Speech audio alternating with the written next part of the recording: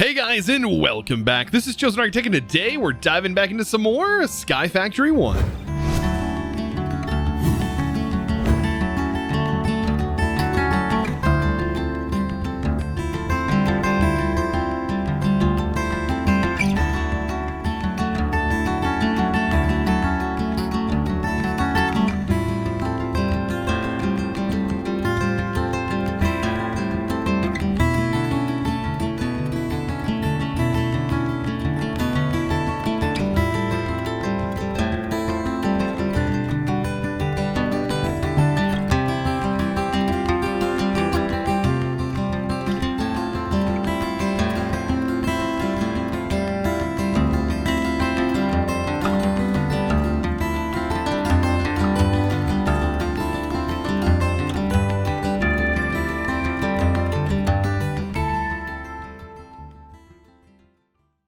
So I hope you enjoyed that time lapse. It was kind of an experience. Yeah, building onto this. I'm really just trying to come up with this off the top of my head. So there's a lot of things that are going to be changing. Now, let me go over a few things and talk to you and explain why I've gone ahead and built them the way I've built them. Now, you might have noticed, why is there holes just in the area over here?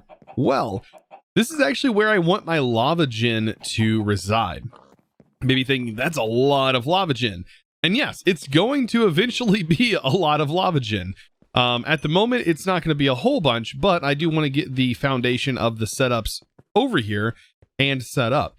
So this is where they're going to go. These are going to be generating lava. It's going to be a lot of crucibles, and I want to separate them because the crucibles can start to cause lag after a little while, especially if their animation is running constantly.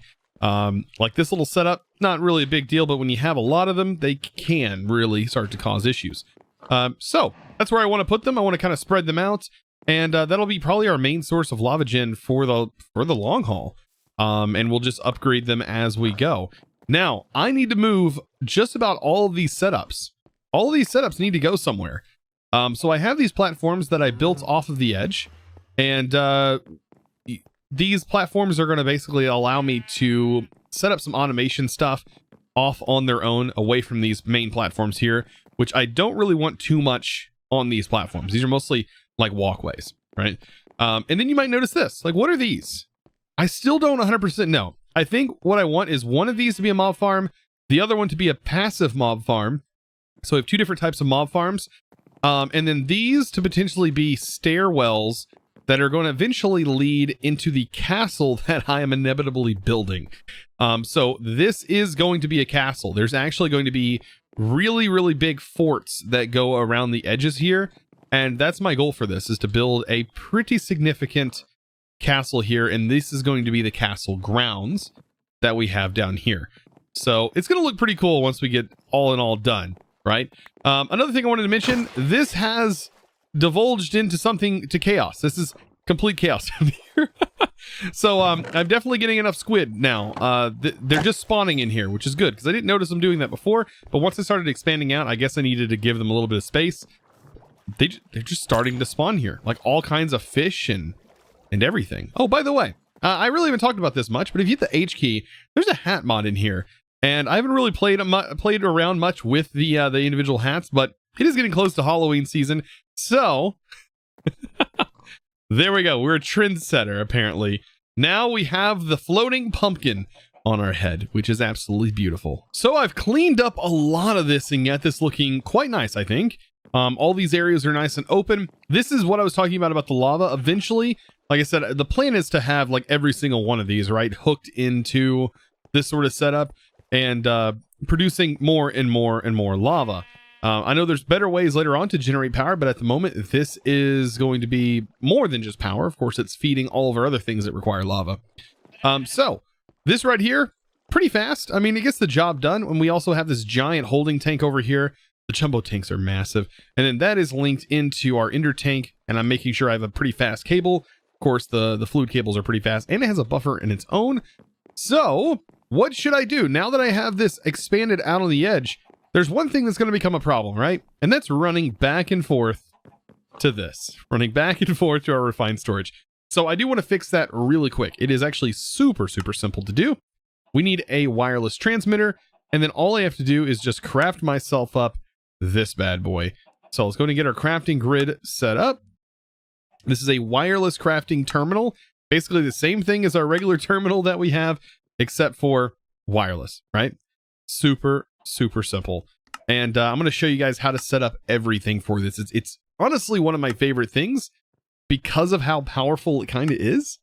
So now that we have this, also need a cable. And without any range upgrades, this is going to be not the fastest thing in the world, or not the farthest extending in the world. I think by default, yeah, it's 16 blocks. So I can walk 16 blocks away from this thing to access it. We probably need to extend that a little bit to at least cover our base. We'll see how much of that we can actually make. But first, let's go ahead and link this up.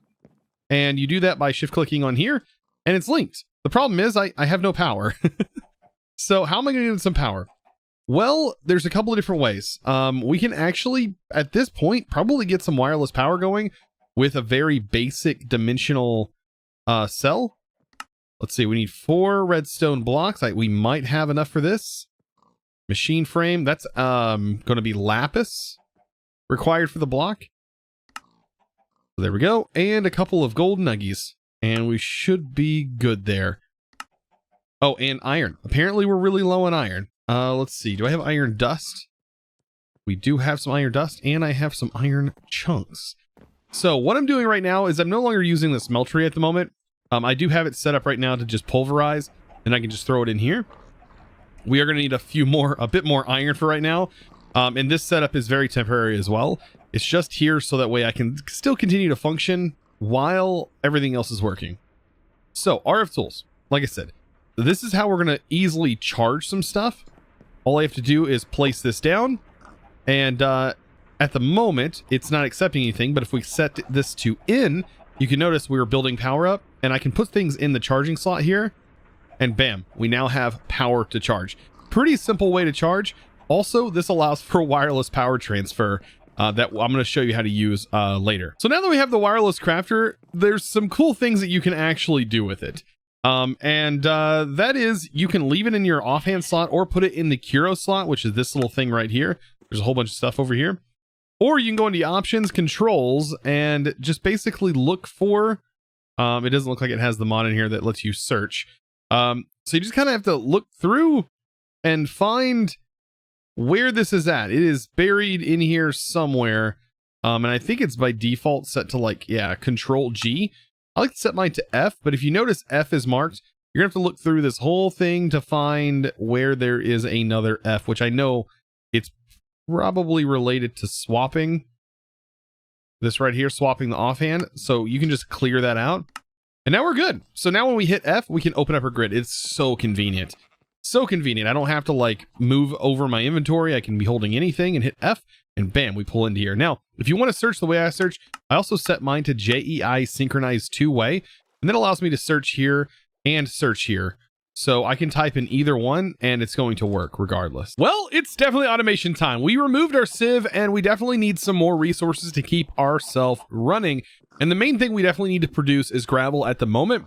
So I'm going to start off with our sieves set up like this with gravel, and then we're going to work our way into also getting a setup for sand, and then also getting a setup for dust.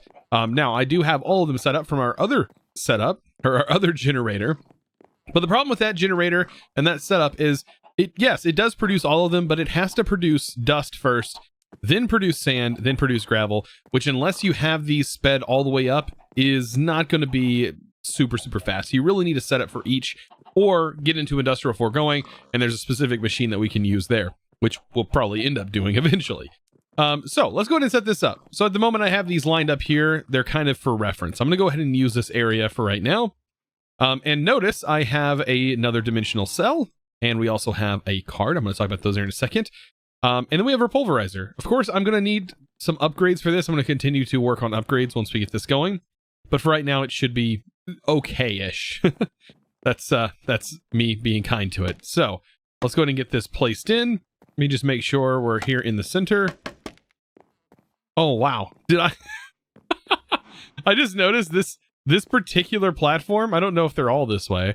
They shouldn't be. This is 1, 2, 3. Oh my gosh. I can't. I'm going to have to tear this platform down.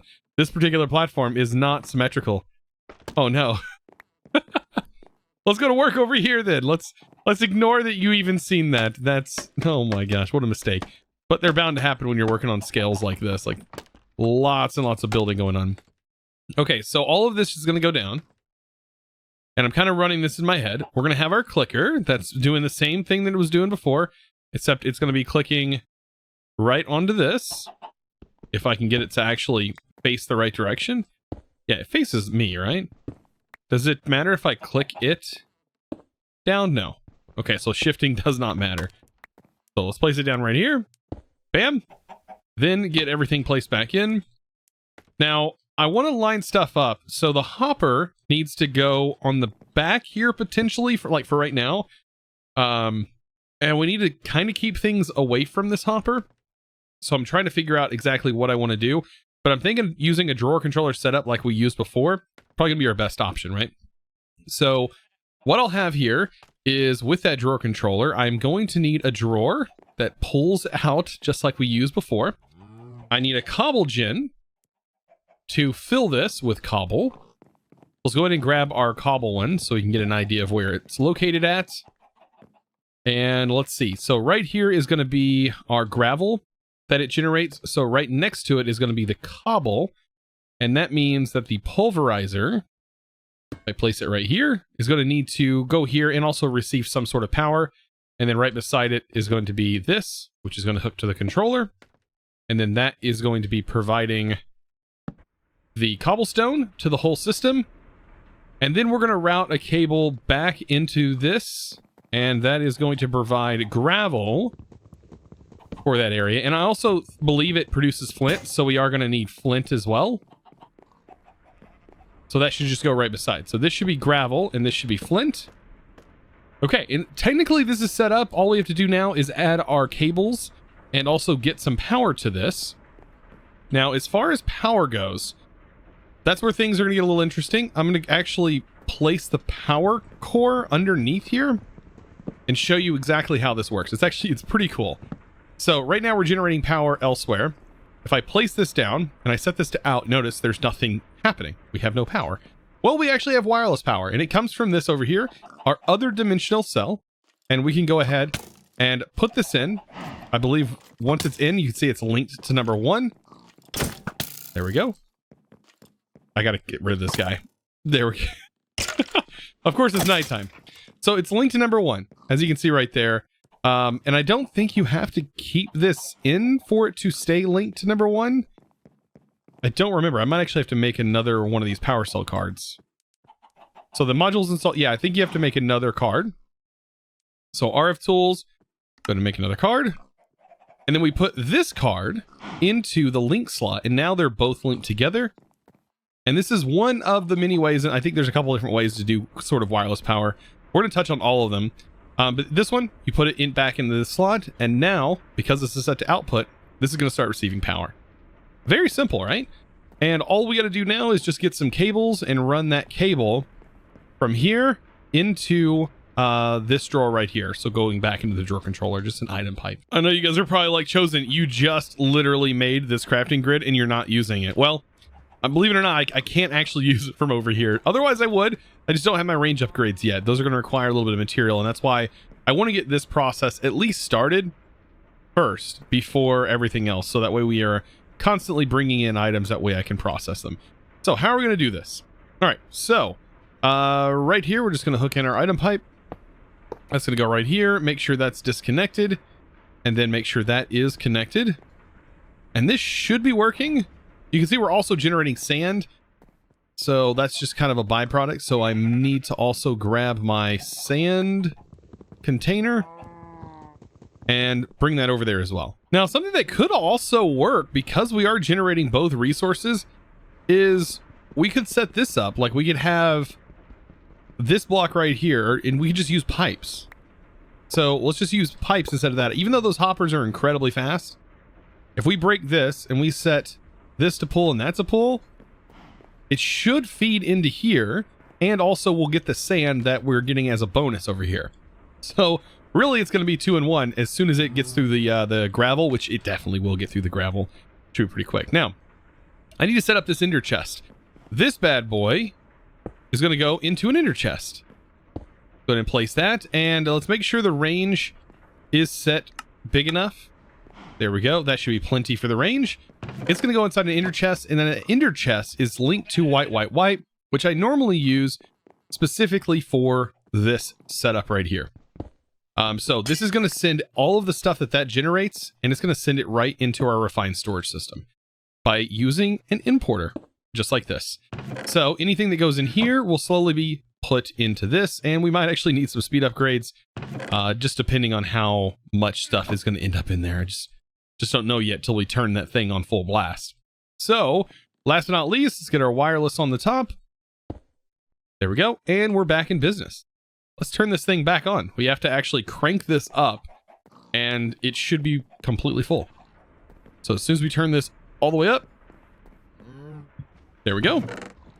And as you can see, it's starting to import all the stuff, and that's good. That's good. That way we definitely know we're going to have some iron built up in there and several other materials. So I know this is pretty primitive as far as automation goes, and you would think that at this point we probably have more, but you'd be absolutely wrong. This pack definitely keeps you at on your toes. Definitely keeps you on your toes, and you really need to watch your resource generation, because you're not really generating as much as you might think you're generating. Now, going with a Tinker's Construct, which we've already done, it is good for early stuff, but it does have its limitations, because when you put multiple things in like this, you'll end up getting alloys that you don't want, and that's kind of frustrating, right? Is getting alloys that you really don't want. So if we go ahead and even this up right here, that should be a little bit faster at grinding, even though it doesn't have an upgrade in it. You can see this is actually pretty quick. This right here doesn't have that limitation. It basically crushes the stuff, puts the dust in here, automatically goes to our furnace, and then gets output to the other side. I mean, it's super simple, right? So we need to take this, and we are going to scale that up later on in a separate area that is going to take up one of these platforms. But for right now, we kind of are on the grind for some more resources. I'm starting to really run low. So now that, because of that automation, I've been able to build up some more resources, I can definitely make the range cards, which, this is going to make things a lot easier, accessing our stuff from a lot farther away. There we go. 4 range cards should be plenty. We toss those in there. Now we get 48 blocks worth of range. Oh, it's so much nicer. So much nicer. Also, I worked on getting this upgraded, so now we have a resonant internal component in the crusher, or inside the pulverizer. Same thing over here. Been kind of just like tossing this in as we go. It's definitely going to be preferable, though, to get this fully automated eventually. So with all this set up, this is going to lead me into industrial foregoing. We actually need to get into this mod, and I think right now is the perfect time to do so. So I went ahead and prepped up some items. We have ourselves fluid pipe that's going to be allowing us to get fluid from our fluid extractor, because to get started with industrial foregoing, we need plastic. And that is all going to involve this process that's going to go on back here. So I do need to get some power back here. Let's go ahead and set these up. Let's see. Go ahead and place one here. Oh, looks like they face a different direction. Holding down shift doesn't change it. Okay, no. Awesome. So if I place it here, here, and here, these things do need some power. It's gonna be a little awkward getting power to them. Don't know. I might need to make some more of these cables. Now, keep in mind, this particular setup isn't going to be the prettiest in the world at the moment. So, yeah, just bear with me. Now, I believe the block placer, this right here, is from Cyclic. It doesn't require any power. Super cheap block, by the way. But yeah, it can be placed facing this direction, which is what I want it to do. And if we take a look in here, when we put blocks in there, it'll actually place it. I mean, it's kind of I mean, it's exactly what it says. So let's get some logs. And we are basically going to be stripping some logs. All we have to do is place the logs in here. It should, when always on, place the wood. And this is going to start working. Now, you don't have to feed this power. It does say power optional. It does go a bit faster, though, with power. And it's going to start to build up some latex. And I want that latex from all these machines to end up going over here. So like I said, it's not the prettiest setup for this, but it does get the job done. And let's go ahead and do this. And there we go. So we're starting to drain the latex, and we actually need a whole bucket worth of latex before we can actually make the latex processing unit, which we will then swap this tank for, or we probably won't swap the tank. We'll just add a slot over here for this to buffer and to go into here. Because eventually we'll hit a buffer and it will max out, and you know, we will want the extra latex for other uses. So here we go with a bucket of latex built up, not too much. And also you might notice there's a magnet in here. This, by the way, is from Pickle Twigs. You can make it actually pretty quickly. I spent too long not making this thing. But anyways, let's get back on text. Latex processing unit. Let's go ahead and craft that bad boy. And bam, we're ready to go. So yeah, I think I'm going to go ahead and get rid of the buffer here. Luckily, this stores the contents. But if I go ahead and replace that there, and then place this here, I can actually go ahead and have that pull out everything and go into this. However, notice there's another fluid slot here. And what do we do with that? Well, that's that needs water. And we know a good way to get water, actually. So that's not going to be pretty difficult at all. Or that's not going to be difficult at all. Let's go to get a fluid pipe. And we just need to set up like a temporary water farm. Let's see. I almost wonder, can you use stairs like this with like trapdoors? I almost wonder if this will work. So let's grab some trapdoors, some stairs, and I think that's it. Cyclic, I definitely need the wrench. I want to give this a shot. Oh, did I consume my buckets? No. Bucket, there we go. Grab that. Perfect. We do have the water source, which is right there, but I'm almost wondering, can I do something like this? And now, no. Oh, creepers, man. They are actually deadly in this.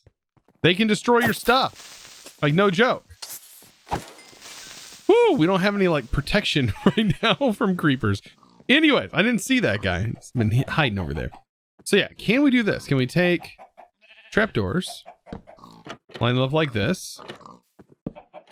Because I know the water will stay in here. I mean, I guess it's the same as not using this. Yeah, it'd probably be exactly the same as not using the setup. It's just kind of a nicer looking setup, I guess. Yeah, this was... what a funny idea. Okay, well that works. All right, well, let's just place this here. I need something to place the pipe onto. Anyways, just to feed this. And there we go. Like I said, it's not a pretty setup at all. This is not a pretty setup at all. Get the wrench to face the water, which honestly, the trapdoor would come in handy if it was the other way around. Does this hold the water in? No. That would have been kind of cool, though. So yeah, I need this to do that so I can peek up here. And I actually cannot reach that. Well, that's a bummer. Man, there needs to be a good way to reach underneath this pipe. Oh, there we go. I just had to remove the stair. So there we go. Now you see it's full of water. We have our latex in there and it's creating the dry rubber pellets. We need this for this right here, the dry rubber. That's going to get cooked and create plastic, which we need for literally everything basically in Industrial 4 going. And that is going to lead us into some crazy new features that are going to open up in this pack and definitely make automation a little bit easier here soon. So to do the setup that I want, I'm definitely going to need the dissolution chamber. And this bad boy allows us to make all of the upgraded blocks and like all of the upgrades and like range add-ons. All of that is done with this specific block here. Where should I put this? Well, I should probably put it right here. So that way it's also receiving some fluid, because this right here can actually accept the same latex that this is accepting, right? So eventually I should get some of that in there. I'm actually going to go ahead and de-wrench that, because I do want this to go in here, not bring with the tank. Oh, I guess you can dump tanks in there. So yeah, I'm going to give this a little bit of time. Let it hopefully build up a little bit in here. Even though for some reason it's not doesn't seem to be putting anything in here. Which is kind of weird. Where is it all? Where's all of it going? I'm a total dork. It's going into the center, of course. It doesn't go here. That's for something else. It it goes right in the center. I'm such a dork. Anyways, this right here is going to be super helpful. I really want to get this thing set up as soon as possible. What I want to make is a slaughter factory. So Industrial Foregoing has a slaughter factory, and it allows me to basically get pink slime and other things just by giving it some power. And this right here is all we need, plus a range upgrade. So we are going to need a range upgrade. You can see it requires power, a little bit of latex, and just a little bit of like cheap resources. And we can actually make quite a big range upgrade card. I think usually the one that requires iron is the one that I go with. I think it's a 9x9, which is pretty large. So I'm going to go ahead and get all this stuff set up, get the mob slaughter factory made, and then we're going to focus on what we're going to be actually slaughtering. So I almost have everything I need set up. So let's go ahead and get this done. So mob grinding utils, I'm kind of excited about this because we're going to be making nutrient chicken feed. This stuff. So instead of a bad spawner with the dreadful dirt, we're going to be trying to make delightful dirt. And for that, we should get a golden chicken egg, so long as we have a chicken that wants to cooperate. Happy birthday, Taco! Oh, goodness. Yep, that's the thing. Anyways, golden egg. Oh, man, I don't want to comment on that because last time I did... you guys... never mind, I don't even want to talk about it. But anyways, we have the golden egg here. This is going to really help. Now, it is getting dark, and unfortunately, this actually doesn't work when it's dark. But I do want to go ahead and get this set up first. Before we turn this on, of course, that would be a nightmare. I already have this linked, so we can throw that in. There we go. This is now receiving power, but it needs this range upgrade, so I went ahead and made that. This is the range, so it should cover this nice area. And let's get right in the middle. So 1, 2, 3, 4, and then this right here would be where to place the delightful dirt. Now, when it's not supposed to spawn anything when the light level in the area goes below a certain amount. And so I kind of need to keep an eye on that. When the light level drops, that is when things become an issue. And notice right there was a sheep in the corner. We don't want that. We don't want sheep to get in the corner. We need some fence. Just in case they spawn and run, we want to make sure that's stopped. But during the day, this actually should spawn pretty good. And instead of having the horrible like hostile mobs, we should be able to use this for these mobs. And look at that, we're actually generating more pink slime than I would expect it to generate. Does it generate more pink slime off of passive mobs? Interesting. Let's go ahead and sleep and watch what this does. So with it being daytime, look at this. Look. Oh, there he goes. We might need to do this just to make sure they don't jump. But yeah, it's just going to generate mobs, and look at all the pink slime we're generating. That's a lot, actually, off of these mobs. I didn't realize it's not generating as much liquid meat, which could be used as like a constant food source. But the pink slime is kind of what I want, honestly. Let me go ahead and place a tank here and here. We'll have two different tanks. I want this tank to be filled with some pink slime. So over here to the right, I'm going to have it push. As you can see, it works just fine. And then on the side, I'm going to have it set to push the fluids out. But that looks awesome. Look at that. It's generating so much pink slime. I was not expecting that. So, I mean, just take a look at that. I mean, it's working way better than expected. Look at all that pink slime. But anyways, I do want to give a huge shout out, though, to the sponsor of today's video. And that is going to go to Dauntless. Thank you so much for your amazing support over on Patreon, going absolutely above and beyond. And guys, if you are interested in becoming a Patreon yourself, of course, you can find that linked down in the description below. Guys, I really appreciate it. You guys have been absolutely amazing. You guys seem to be enjoying this Let's Play, and I really appreciate it. If you would comment something down below, let me know what you have enjoyed thus far in this playthrough, and if you're actually enjoying this mod pack, if you're playing along. But anyways, guys, thank you so much for your amazing support. I hope you click that subscribe button if you haven't already. We're getting really, really close to 500,000 subscribers. That's absolutely insane. I never actually thought I would even get to 100,000, let alone 1,000 or any of those numbers. But anyways, guys, I appreciate it. I'll see you in the next one. And as always, Thanks for watching.